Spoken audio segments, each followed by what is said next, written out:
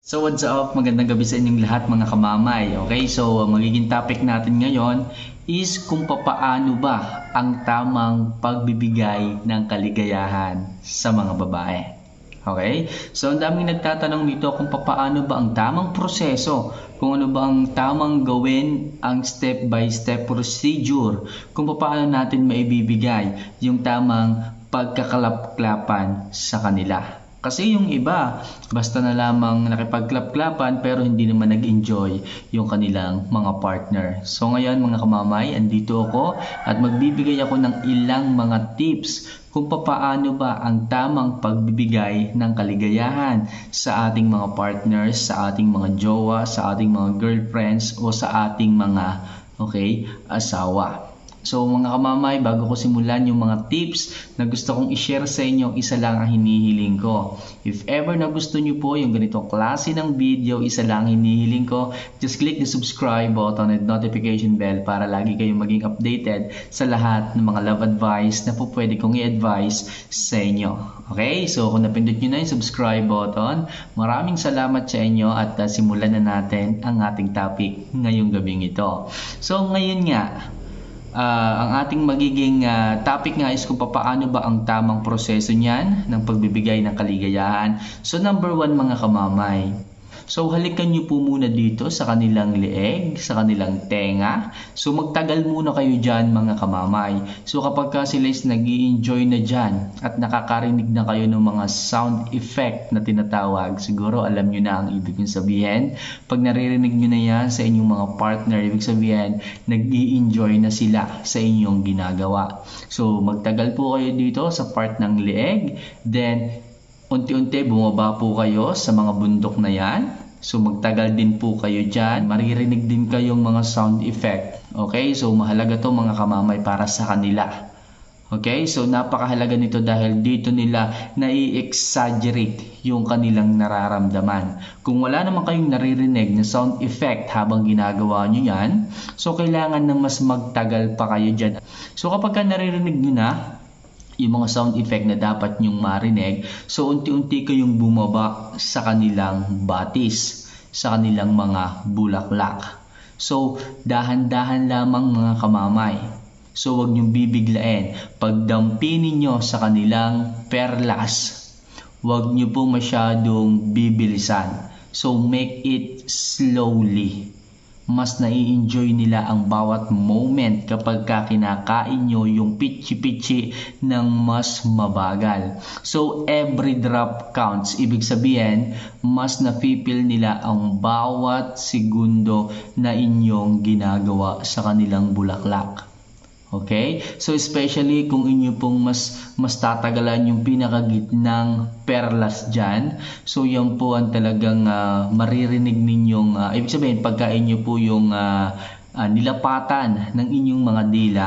So mas malakas po yung maririnig ninyong sound effect. Okay? Ibig sabihin nag-i-enjoy po sa inyong ginagawa ang isang babae o ang isang partner ninyo. Okay? So, yan po ang una nyong kailangan gawin. So, kailangan ma-enjoy niya at ma-enjoy mo rin yung bawat moments na dapat ginagawa mo sa isang babae upang mas maging masaya sila.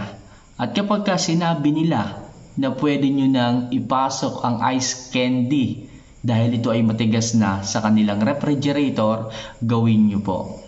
Okay? So, kapag ginawa nyo po ito, mga kamamay, ibig sabihin, they are ready. Okay? Handa na sila sa inyong gagawin na bagay. Okay? So, paano naman ang pagpapasok ng ice candy sa refrigerator? Okay? Well, una, kailangan i-slide nyo po muna sa pintuan ng refrigerator bago nyo po ito ipasok. Okay? I-slide nyo po at pag in-slide nyo po yan ng ilang beses, may lalabas po na parang tubig dyan na ibig sabihin yun po yung sign na magbubukas na po yung refrigerator. Okay? So pinapapasok na yung ice candy mo sa refrigerator kapag nagkakaroon na po ng tubig. Ibig sabihin nadidefrost na po yung loob. Okay? So kailangan ready ka na. Pero Hindi ibig sabihin, pinapayagan ng ipasok yung ice candy sa refrigerator is bibiglain mo ang pasok. So, kailangan yun munang ulo ng ice candy ang iyong ipapasok. Ipapasok mo siya yung ulo lamang, then ilalabas mo ulit. So, do it 3 to 5 times. Bakit? Para sa ganon, magkaroon ng excitement ang isang babae kapag ipinapasok mo ang ice candy.